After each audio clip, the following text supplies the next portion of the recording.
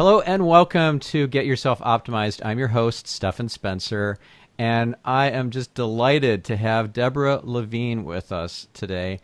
I got to know about Debra and her breakthrough print assessment through Strategic Coach, which I'm a part of, and I took the print assessment and it gave me some really powerful insights, and I was so excited because I thought I knew all the really cool assessments and personality tests and so forth, and I've taken a whole bunch myself, and this is giving me insights on a different level, and so I'm really excited to have Debra here joining us today. She's, as I said, the co-creator of the Breakthrough Print Assessment and of the Why of You system to improve individual, team, and organization performance, as well as enhance personal relationships, career fulfillment, and goal attainment. The system and tool has been successfully used by global enterprises, entrepreneurial firms, universities, nonprofits, and many other organizations who have wanted to build a sustainable culture that showcases the best self of every individual. Debra, it's so great to have you on the show. Thank you so much. I'm so happy to be here. So let's first of all start off by getting a little background for our listener about print and what brought you to the point where you said there's a need out there. We got to create this thing. So there were lots of assessments out there. Where did this inspiration, this spark come from that turned into the print assessment? Right. It's gotten very interesting evolution. I'll try to keep it succinct because I could talk for an hour just on the evolution of print.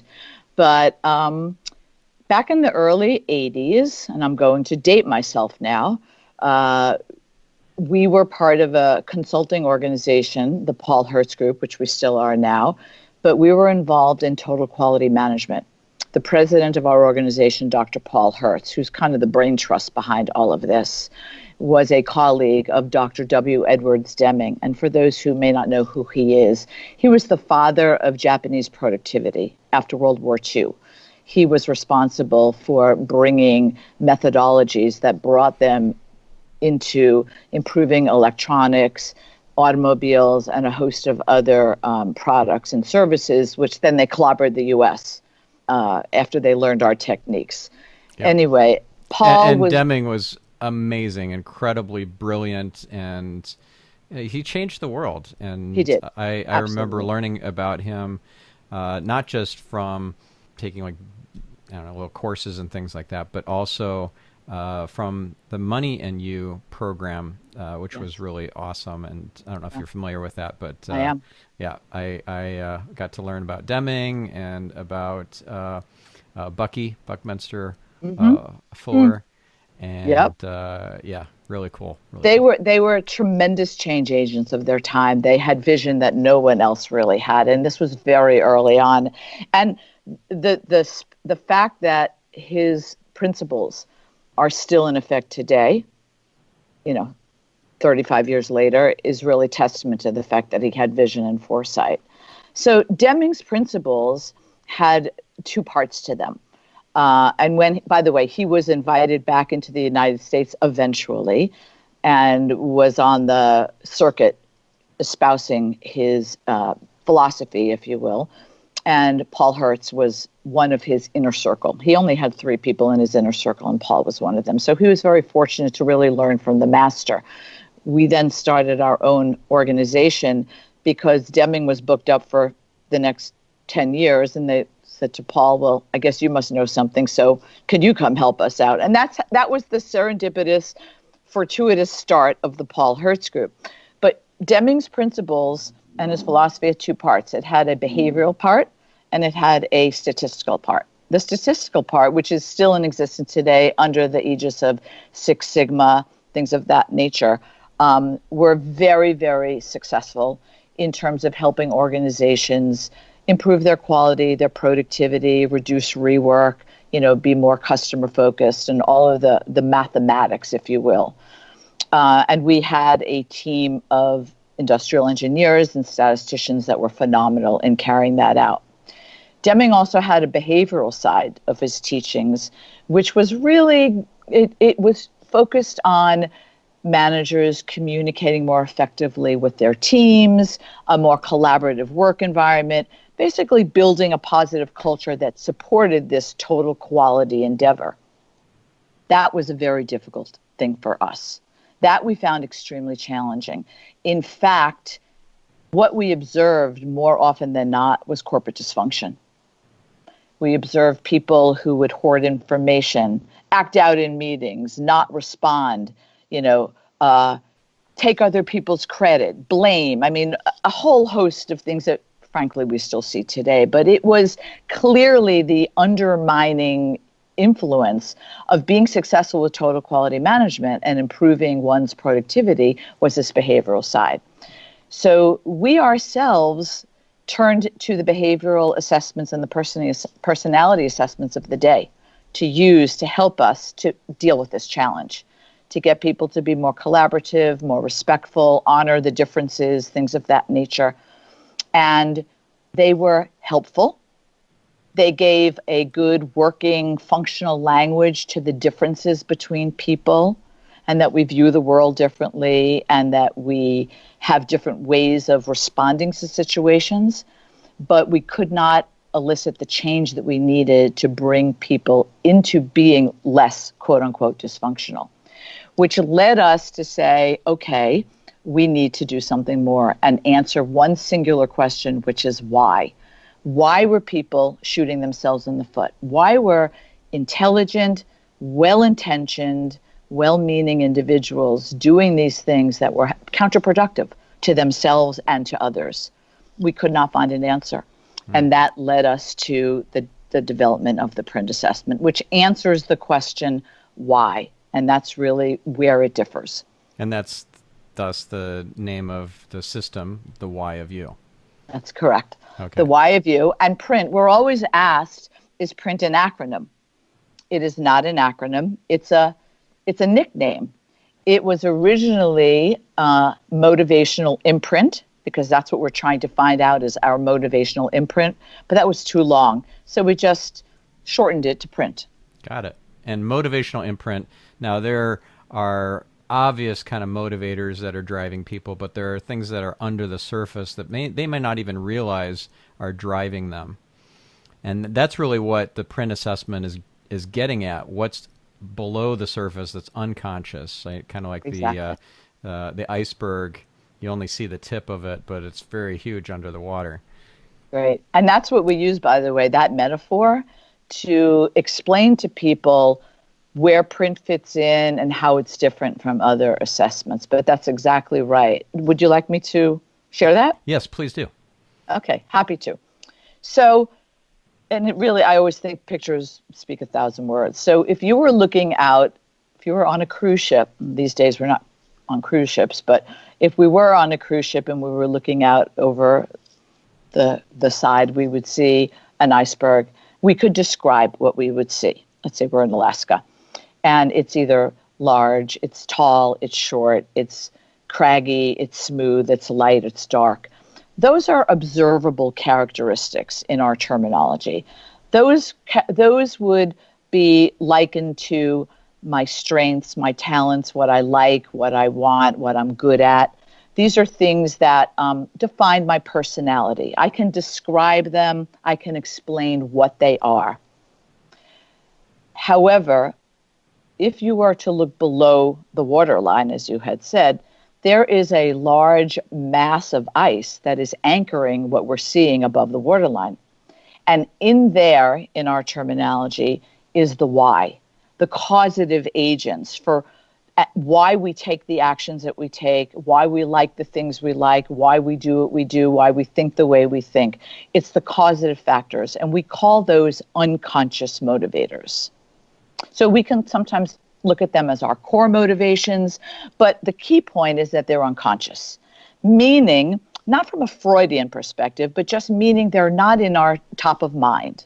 I don't walk around knowing that I want to be strong and self-reliant and I want everything to be perfect, correct, and right, which are my unconscious motivators.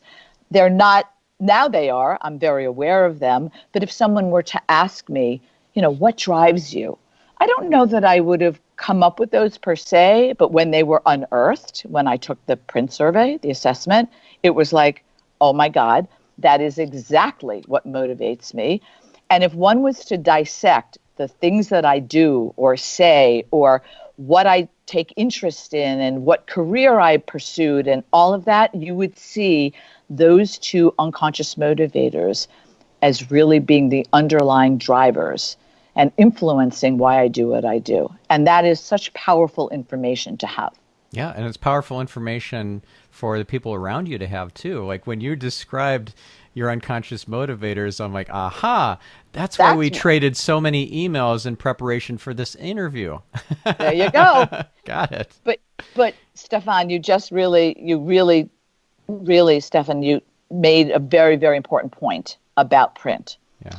Is that it enables us to anticipate behavior and or remediate if something goes awry in a much, much better way. So that strengthens relationships.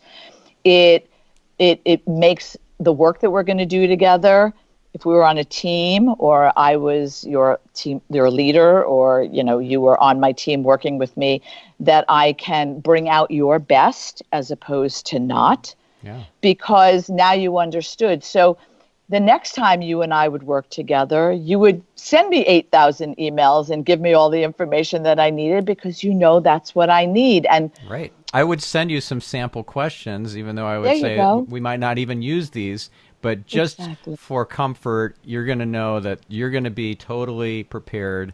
This is going to be a perfect interview because we're going to be focusing 100% on what you're good at, what you're world class at, which is the print assessment and the system. Yeah.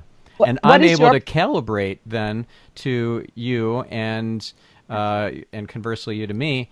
And this, if I know all my team's print assessments, then I can calibrate to all of them, whether they report directly to me or they report to one of my direct reports, because I have team members that I rarely speak to, but we all need to know what our print assessments are so that we can communicate and collaborate most effectively with them.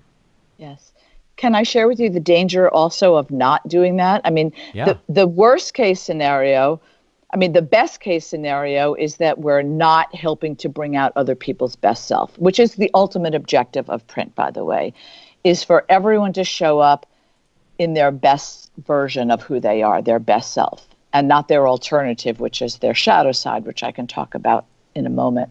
But for them to show up that way and for others that they interact with to help them bring out their best self, because there's a real interpersonal accountability that we have to one another in a work environment, in a family environment, in any environment. We're just not cognizant of that information. But the best case scenario is we don't bring out the best and we don't calibrate well.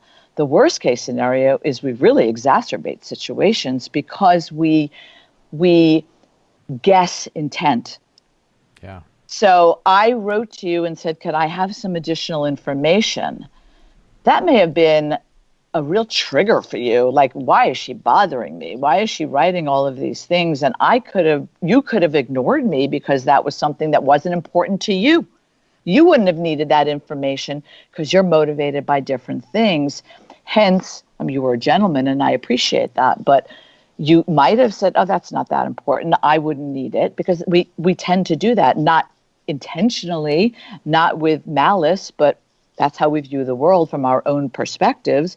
Right. You would not have given me that information. I would have been triggered and our relationship could be strained instead of being best buds. Yeah. And so the golden rule is not really what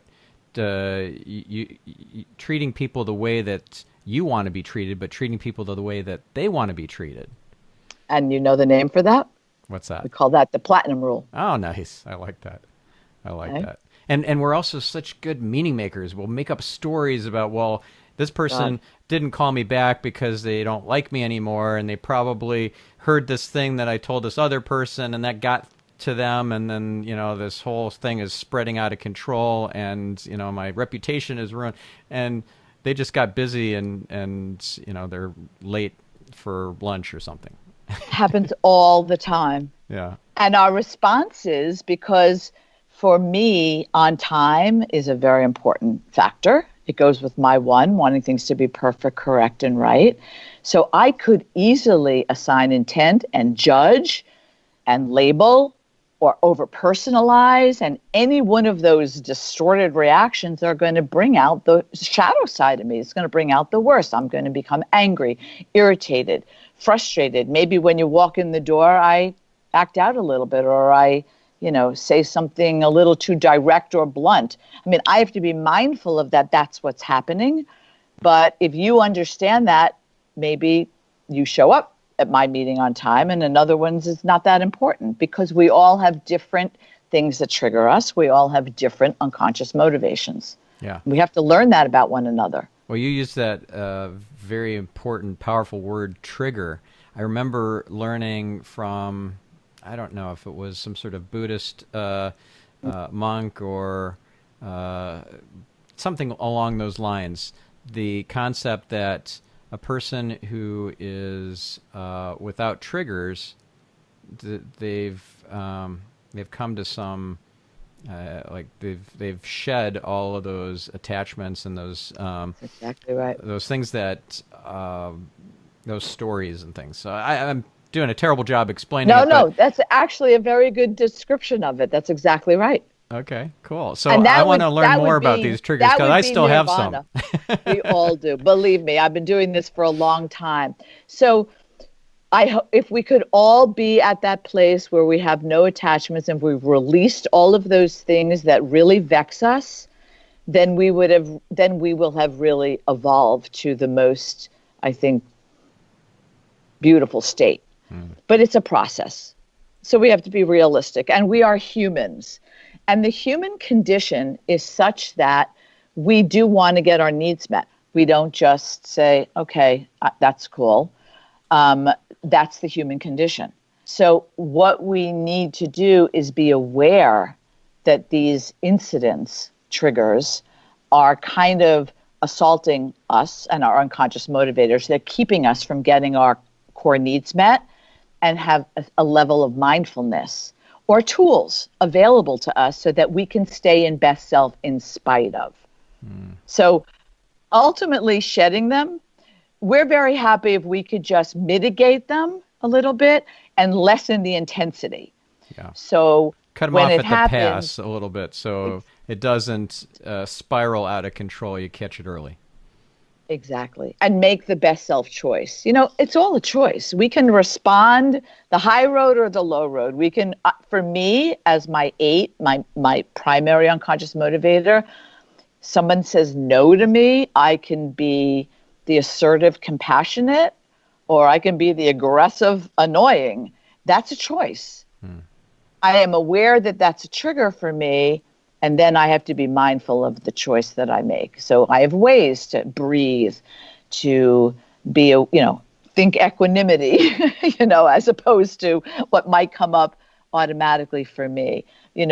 Practice being another print, act as if, fake it till you make it. Well, I'm going to be like a 2 who's kind of cool and mellow, So there's lots of things we have available to us to respond in best self. Okay, so you mentioned 8 and you mentioned 2. That reminds me of my print scores are, my major is 2 and then my minor is 8. I knew that. Okay, so you did your homework on me. Of course.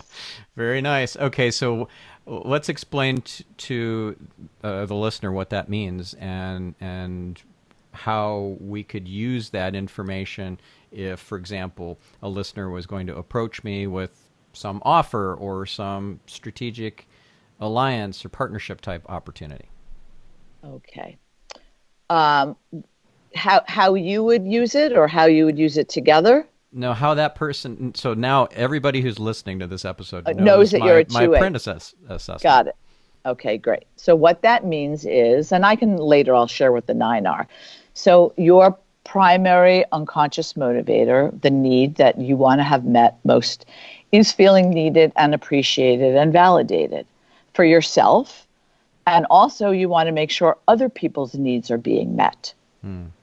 So if somebody was to approach you with a very opportunistic opportunity, but it didn't have the good for other people associated with it, it might not be as attractive as one that really showed that you were helping and supporting others in whatever facet that would be. They would know that about you. So it might be what opportunity they bring your way. It may also be the way they present it to you, what they focus on, so it's very useful in that regard. The 8 part of you, which is your minor of the 9, is my major, which is wanting to be strong and self-reliant. So if they brought you something that was not going to give you autonomy, latitude, input, equal footing, okay, that's probably not going to be as attractive for you as something that elevates you in a way of being a decision maker and having a say, because that's important to you as well. Would you agree? Totally. Yeah. So I have yet to ever offer my services white labeled, for example, where they strip my name and my reputation from it and just provide the deliverable in their own name. Yeah. Not going to do it. And that would be predictable. Yeah. That would be predictable. Yet there are other prints that would jump on that opportunity in a heartbeat, because that's not their core value, if you will, or the thing that really juices them.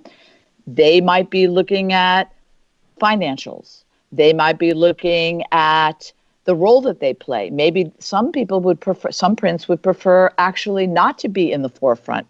They would prefer to be not secondary, but maybe not the face of. That's not important to them. Others, it would be totally image. They have to have their face splashed everywhere and their name everywhere. So it really varies based on one's unconscious motivators. Yeah. And I don't think of myself as arrogant, and yet I still want to make sure that I publish books and that whenever possible, my name is the first author. And the book I'm most known for, I'm not listed as first author. It was basically chance that this whole story is ridiculous. It was supposed to be the first letter in the first word of the next day's New York Times top headline was going to decide if it was me or Eric was going to be the first author of The Art of SEO, which is this, talk about trying to be self-reliant and kind of prove myself. That's why I have a 1,000-page book that I co-authored.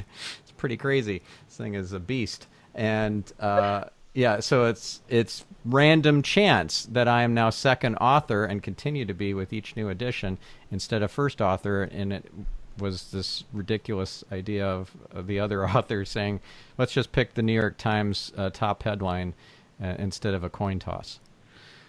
Yeah. But you do feel validated in spite of? Well, it's certainly a very effective big business card. When I hand it to prospects, they're like, Good. Thank you for that. I really appreciate it. I'm never going to read it.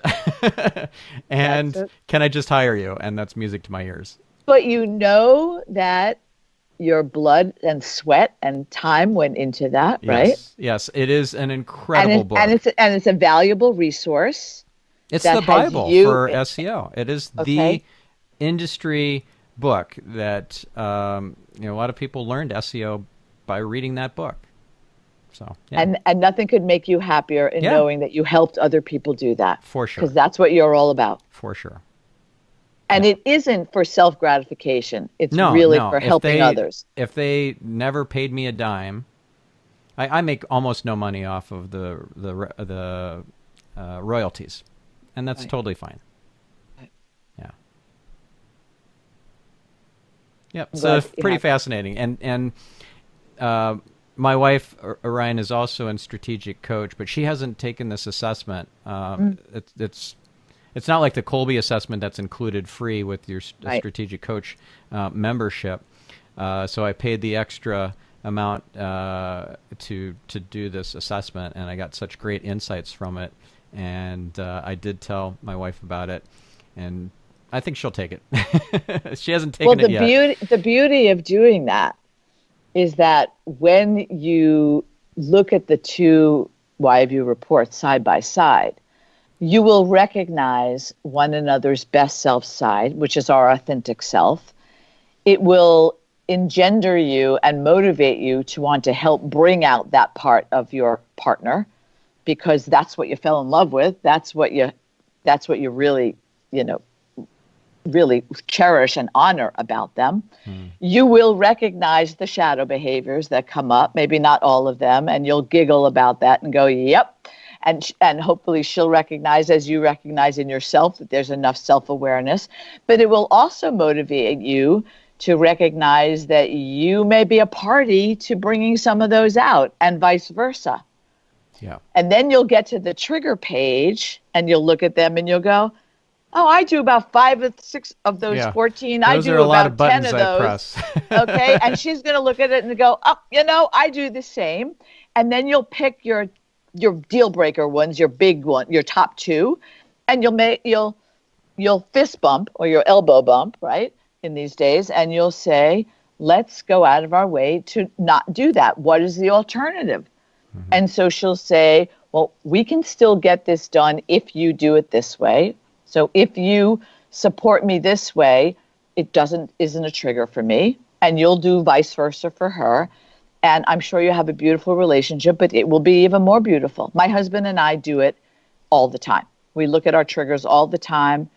We really are accountable to one another to bring out one another's best self. That's beautiful. Like, how does that show up for you guys, like in a daily or at least a weekly format? For example, for me and my wife Orion, we do a daily appreciation every night. We learned this from Imago, specifically from Harville Hendricks. I had him on this podcast.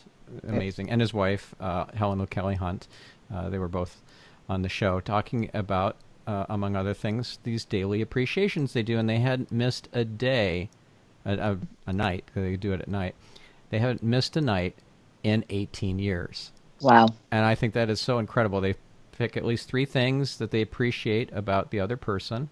It can be the same things as normal, or it could be new things every time. It doesn't have to be things they do. It could be just who they are, or just the way they smell, or whatever. Just things that they appreciate. And I love it. It's never just 3 for me and Orion. We're always going on and on and on. And it definitely strengthens our relationship. And it's such a great way to end the day, instead of, oh, could you pick up the whatever from the store tomorrow. It's an appreciation. It's gratitude and abundance. And it's really beautiful. So we've been doing that for, I think, 3 or 4 years now, maybe even a little bit longer. And we don't get every single day, but I would say we might miss in a month 1 or 2 days, and that's about it. That's beautiful. Yeah. I mean, really, there's such a little thing to add to a relationship. It's not a time suck by any means. It's all about changing habits. Yeah. That's what it's all about. So what we do, we have our triggers on the refrigerator. Okay. Okay, so we see them, we cut them out, and we put them on the refrigerator. So we go, because we're always snacking, we go and we look at one another's triggers, and it's just a little reminder. What we do is, I guess it's a form of gratitude. I'm going to add the gratitude to it. But what we do is, at the end of the day, because my husband and I work together as well as live together. So he's my life partner and my business partner. And Paul Hertz is my husband, by the way. Okay. Okay, so we're all entangled. We will pick an incident of the day when we helped each other be best self, and we will take an incident of the day where we inadvertently may have triggered one another and how to best do it. So we thank one another for responding in best self, or catching oneself in the act where we would have triggered and didn't. And it's a positive reinforcement that we do for one another. And if we need to replay something that maybe went a little bit awry, you're not doing it in the moment when everybody's all emotionally heated. We'll do it afterwards, and we'll do it in a very nice and kind and gentle way for learning. It's all about learning. That's beautiful. I love that. Okay, I'm gonna take some of this stuff on board. Hopefully, my wife will like to do this too. So I hope so. Next time you and I communicate, hopefully I will be able to say that we have our triggers on the refrigerator and that we're more mindful of each other's triggers and our own, and we're mitigating that and just in best selves more often. Great. Yeah. It's not very difficult. It's really just being conscious and aware. And there are some preventative tools that you can use, but consciousness and awareness goes a very long way. Yeah. So true. Amazing. Okay, so these triggers are very much dependent on your major and minor. What do you call these? Unconscious print. They're unconscious motivators. Everyone has 2, so there are 9 altogether. There's 72 different groupings, 72 prints. And would you call those archetypes, or what would you refer to each of those 72 groupings? Yeah, we don't call them types because types is more personality assessment lingo. Yeah. So we just call them patterns. Got it. That's the word we use. Okay. So my pattern is 2-8, and there's 72 of these, and yours is 8-2. Is that right? 8-1. 8-1. 8-1. Okay. You're 8-1, and your husband is what? He's a 1-5. So how does that work well or work in a kind of against the grain? Okay, so in our case, let me back up for 1 second. Because I know the natural question is going to be, are there certain prints that are best with other prints, right? Because that always comes up. Of course, yeah. Okay, do you mind if I preempt that? I don't want to preempt. I think we should, yes, I think we should. Okay, I think this happens all the time. It comes up. The reality is no print is better or worse off with another print. It depends on the degree of best self that you're in. If you have 2 prints that are both in best self and committed to that, any 2 prints can get along famously. Awesome. Okay, so that's basically the underpinning of all of this. And no print is any better than another one. Nobody has a lock on leadership, marriage, the best parent. We go about it differently. Like I said, nobody's got the secret sauce to being the best of all this. We just go about it our own way. As long as we go about it in our best self way, and the other person honors the differences. Right. So that's at the bottom. But answering your question, so my husband, his major is 1. That's perfect, correct, and right. So we match, if you will, naturally on integrity, quality, precision, correctness, things of that nature. So that's nice. Those are good values and fundamental places to really see eye to eye.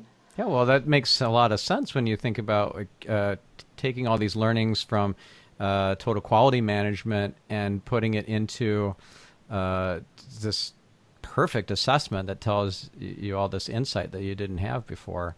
Yeah, exactly. Makes a lot of sense. So, but I do have to share with you that there's a little bit of a stretch or a challenge for us, and that comes from his minor and my major. So his minor is a 5. 5s want to be knowledgeable and smart. They like clarity of information. They are data analyzers. They are very thoughtful. They cogitate over things. They're great brains. But it's an information resource modality. So if I present something to him, he has to think about it. He has to ponder it. He may have to ruminate. He may have to get data to support it. He needs to understand it, theorize about it. 8s kind of like our fire, like we forget to aim and shoot, So I'm moving at a very, very quick pace, more gut oriented. He's moving at a data pace, which might be a little slower. So we're aware of that. So we have to meet one another where we are and find middle grounds. And that's what makes it work. Well, that makes sense. And so what are some things that you do that might be ways to connect on that level to meet in a a happy Great. place instead of an potential conflict. So one of the things that I'll do is if I need something quickly, I never give it to him last minute. Hmm. I will preempt. I will say I need something on Wednesday, please. Here it is 3 days so that you can take a look at it. And he's very appreciative of that. Yet if I do need something quickly, I will say, you're the best to do this. You've got the insight. I'm okay if it's half baked. It doesn't have to be a perfect solution. So if you even give me just 2 or 3 ideas, it'll take me way further than where I am, because that's your intelligence and it far surpasses mine. So it doesn't have to be the perfect solution. It'll just be, I'll take it half baked. And he hates to give it half baked, but he will under the circumstances. So that's how we meet in the middle. Nice. All right. And this idea of a shadow self being when you get triggered and you let it kind of turn into something. Yeah. That concept I've heard before of the shadow self. Like I think Debbie Ford is an author who's written about that quite a lot. Very much. A lot of shadow work. Yeah. So are you pulling from some of her work or somebody else's work around the shadow self to help kind of fill out this this system? Yeah. Okay. So everyone's shadow work is rooted in Jungian psychology. It was really Jung who came up with the shadow. It's the light side and the dark side. So the genesis of it is that when we were young and the world around us was very, very scary and we needed to survive, we developed tactics. They were survival modes in order to make it in the world. Yeah. And so what happened was that we've embraced those. We hold on to them. You fast forward to being an adult, and when a certain stimulus, they're basically antiquated models, mental models or paradigms that we still hold on to, but in the face of a trigger or a certain stimulus, it kind of engenders that ancient child response. Right. I call her Little Debbie versus Big Deborah. So Little Debbie responds, okay, and that's where you get what we call the shadow response. It's survival mode. It's a fight or flight. For me, it's usually a fight because that's what 8s do. For others, they withdraw, detach. It's more of a flight. Then you have other ones. I mean, that's the simplified version of it, but that's what the shadow is. So it all comes from Jung. The way we work it in the print model is that when our unconscious motivators are being met by the circumstances around us, naturally, we show up in best self. That's our authentic who we are. If our unconscious motivators are not being met for whatever reason, the job we're doing, the people in our life, somebody cut us off on the road, whatever those triggers are. Remember, we discussed earlier, we don't just fold and go, oh, okay, that's cool. We amp it up a little bit and we try to get our needs met. And that trigger usually is eliciting that child response, that earlier response, that I don't call it negative, I call it unproductive response, but it's really an exaggeration of our best self, and we just go with the flow. That's what we're calling the shadow side. So it's not a good, bad, it's a productive, unproductive. Shadow has a cost associated with it. But what we're doing is when the shadow comes up and we're conscious and aware, we're just reminding ourselves to dial it back a little bit, to bring the adult version of who we are into play. And there are many different ways of dealing with shadow, embracing shadow, loving it. Yes, I embrace my shadow. It is a part of who I am. But if I stay in that place, it's not as effective. Yeah, it's unproductive. It's unproductive, okay? So if I can find a way to bring the best self version of it back, then I win all the way around. I win, everyone else wins. Yes, makes perfect sense. And if you were to have heard, without meeting me, have heard my my print style is 2-8. So my major unconscious motivator is the 2, and then the 8 is the minor. Would you be able to tell that my shadow self would be inclined to withdraw. Would that be something that you would have ascertained just by knowing my 2/8? Yes. Yeah. I think, but I can see a side of you that sometimes could lash out too and then feel really guilty after you do it. Yeah. Okay. Yeah. But I think I you would be resemble more that comment. I think you would be more inclined to be tuned into somebody else's feelings and feel hurt Yeah. and sensitive and, maybe taken advantage of. And so you would probably, your predilection would be more to withdraw rather than to attack. Yeah. Okay. Is that true? It is true. Yeah. Okay. It's But very have true. you ever done the lash out Oh where yeah. you Yeah. actually Yeah. allow yourself, but then don't you feel right I afterwards feel that lousy and lousy? yeah. See, I can lash out and feel not lousy at all in Uh, my shadow, but I don't do that anymore. That's me and my old self, my unevolved self. yeah. I've learned.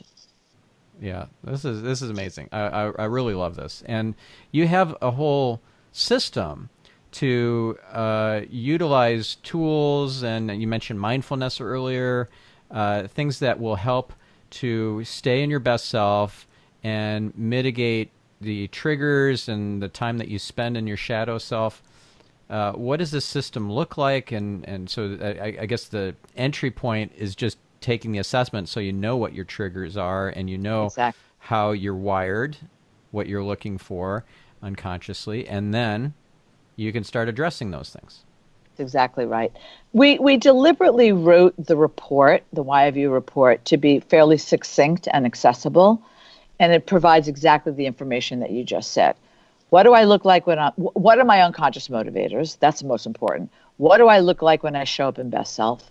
What do I look like when I show up in shadow, which I have to own and name, and, those are probably who I am. Maybe not all of them today, but I have at some point.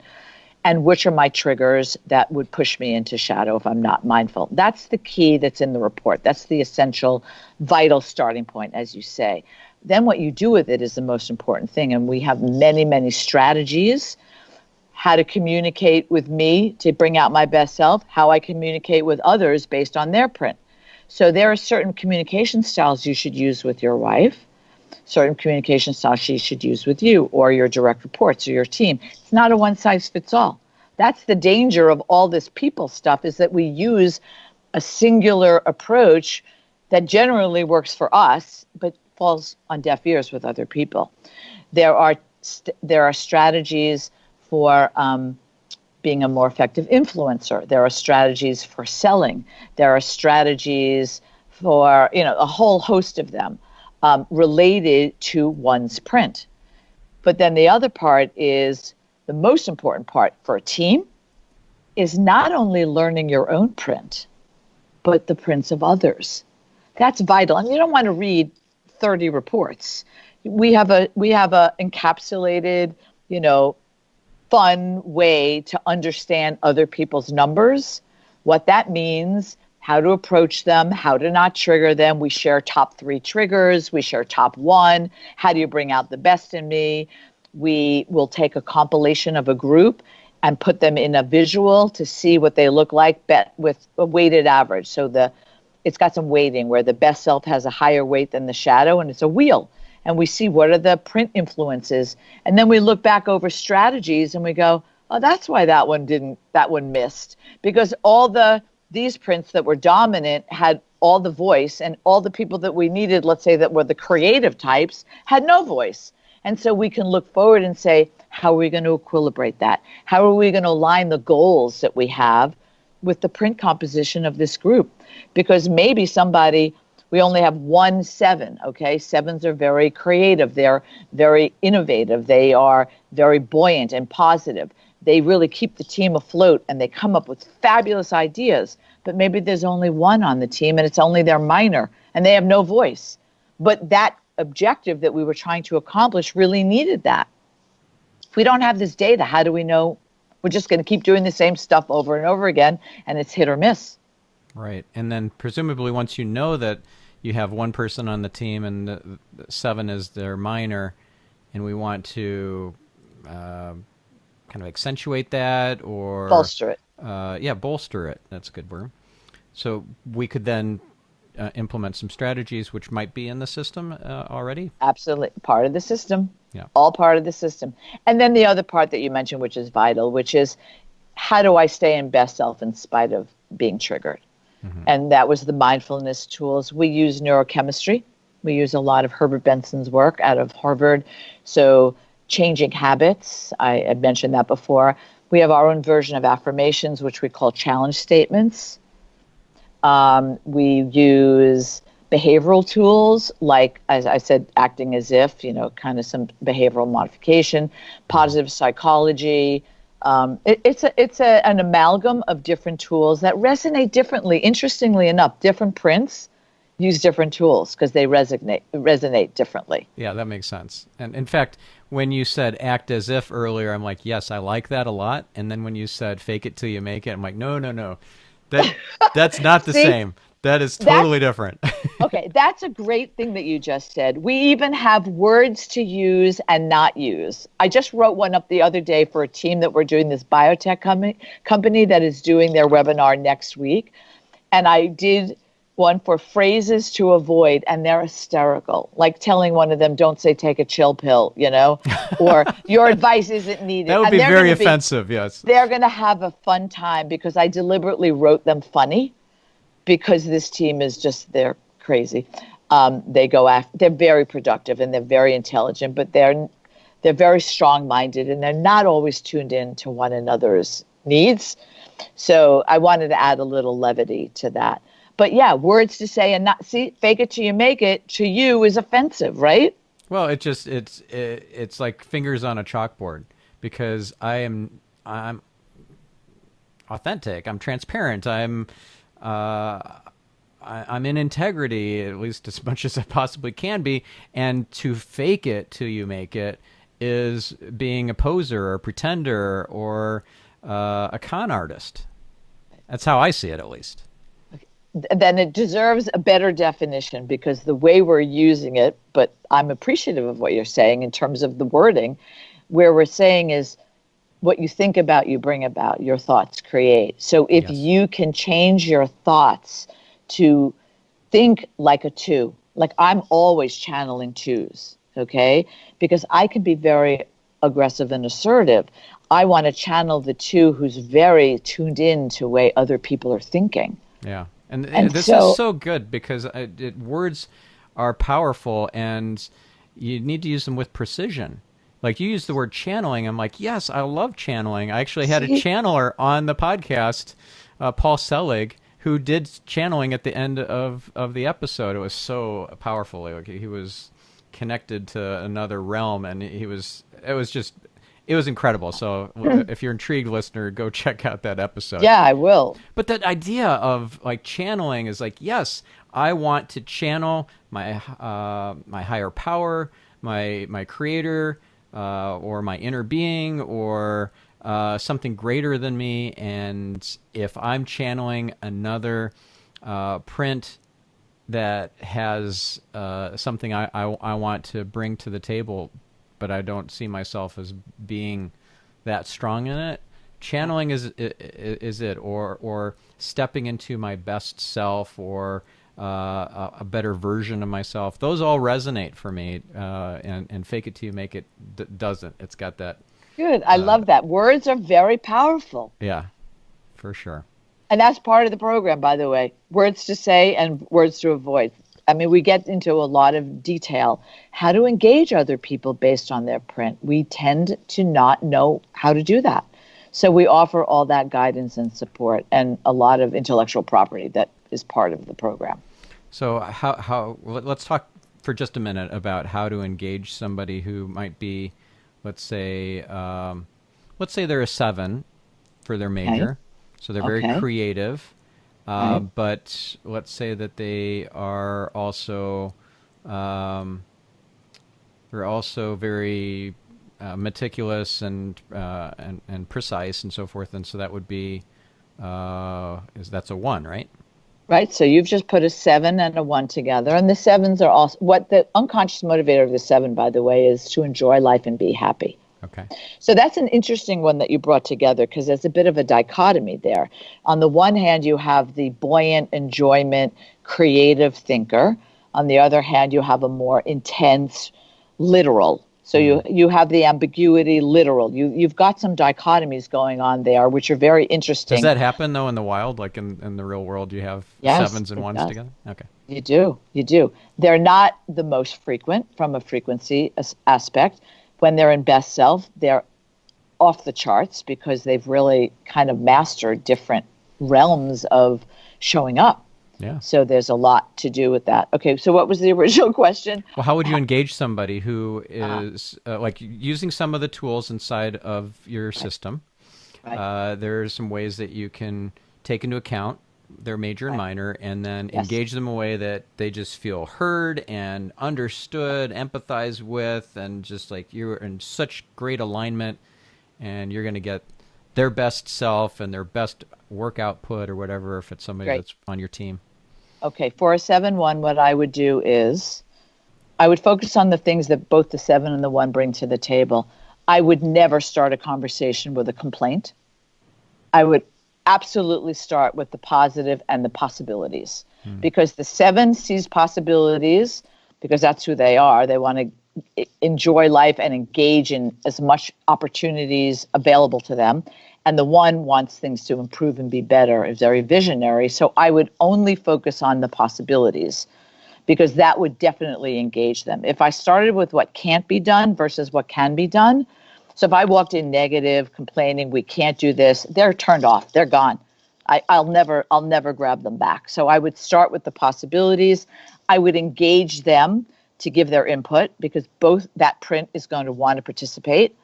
I would keep it short and sweet. I wouldn't go on and on and on and on. And I try to keep it somewhat logical, but I would definitely give them the floor.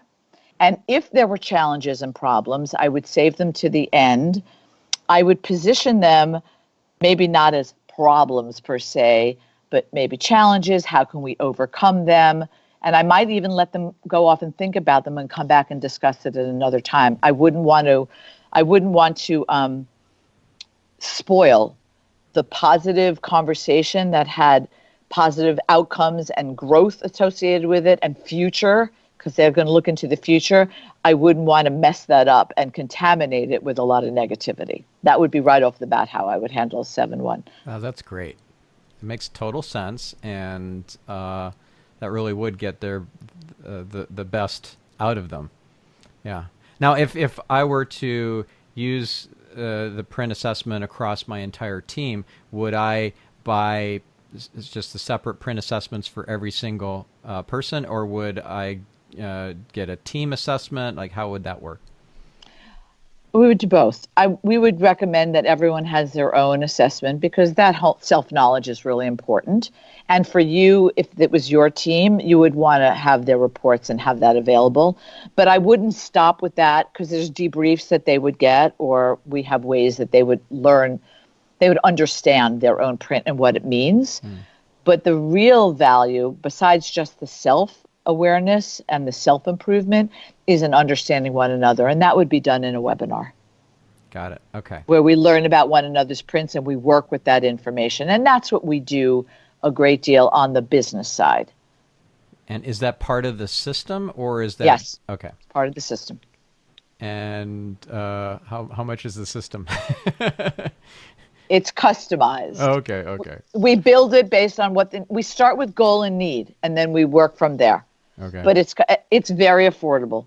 Okay. Well, I'm interested. We're I'm very interested. Not that reasonable. this We're was very supposed to be reasonable. a sales opportunity or anything, but No. I'm very interested.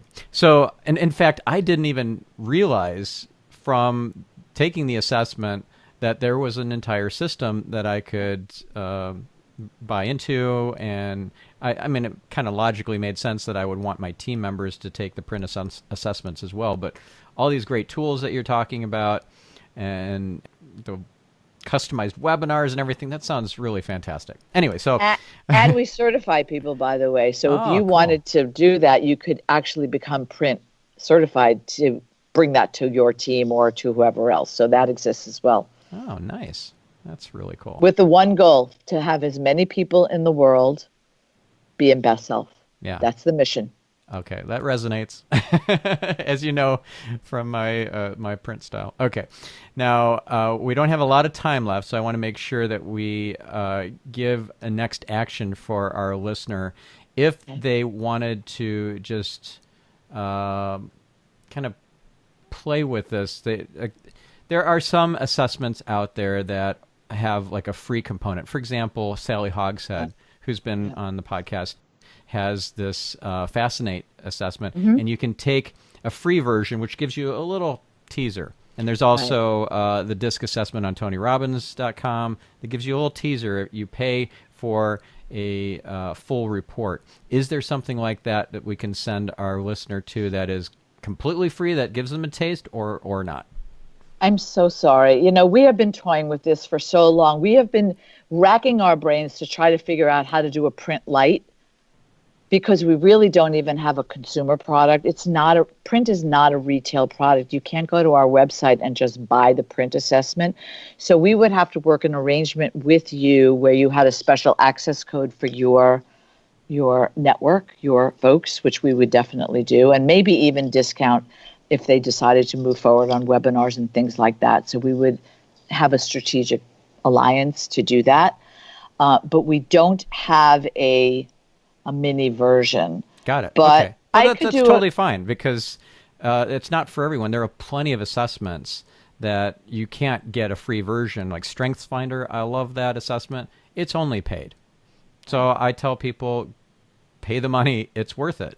And so I'm really happy to hear that you would open this up for my listeners to be able to pay for that print assessment. So is there a special offer code that or some sort of code that they would put in, and would it provide a discount? Yeah, we would do that. Okay, awesome. Do you want to make up a code now, and then by the time this episode airs, I know this totally goes against your print profile, but if you made up a keyword now, and then this episode airs in, let's say, 3 or 4 weeks, you'll have time to get that up and running, and I can make sure that it is in place before the episode airs, so that you'll... I will not in the moment, but I will get that to you, I promise. And It will have an access code and a link, and it will be just designed for your listeners with a price point that will make reasonable, and then they can get it. And what I would like to... We'll talk about how do they get interpretation, because we're very, from Strategic Coach, that we're very reluctant to just give people an assessment without an understanding. Shadow behavior can be it can be a little shocking maybe sometimes to see that in writing without an understanding, like we did today, that shadow is just the exaggerated version of best self, and we need to know how to dial it back. If you don't really have that understanding, you could look at it and go, I'm a bad person, or you might dissociate from this shadow instead of embracing and accepting your shadow. It's or rationalize it, and rationalizing it. I mean, there's a lot of ways to go. That's exactly right. You don't want to dissociate from it. So we have different ways that we can do that. We can have somebody who interprets. You saw the webinar that we the recorded. Right. So we can do any number of those. So let's say with conviction that your listeners will be able to take the print survey through you with a discount code. And you'll make that available to them, and you and I can talk offline about what that looks like. How's that? Perfect. That sounds great. And what we'll do is I'll mention what that code is and give the instructions in the outro of this episode, which I'll record later once we've had that conversation. So just you listeners, stay tuned for the rest of this episode, because I'm about to share that special code with you and how to get it. Great. All right, awesome. So, Debra, this was fantastic and so enlightening and inspiring and powerful. I really, really appreciate it, and I'm sure our listener appreciates it too. So, if the listener wants to learn more about what you offer, about the Paul Hertz group, about print, what website should we send them to just to learn more and to follow what you guys are up to? Just go to Paul Hertz Group, our website, And .com. the other thing, yep, that's it. Just www.paulhertzgroup.com. Or if they want to reach out to me personally, can I share my email address? Because For sure. a lot of the conversations are very individual. Yes. So I'm Debra, Debra, at Paul Hertz Group, PaulHertzgroup.com. And I welcome, just say who you are, how you heard about Print, and ask a question, and I'm happy to support you. Amazing. Thank you so much, Debra. And Thank thank you, you. listener. We'll catch you on the next episode of Get Yourself Optimized. I'm your host, Stefan Spencer, signing off.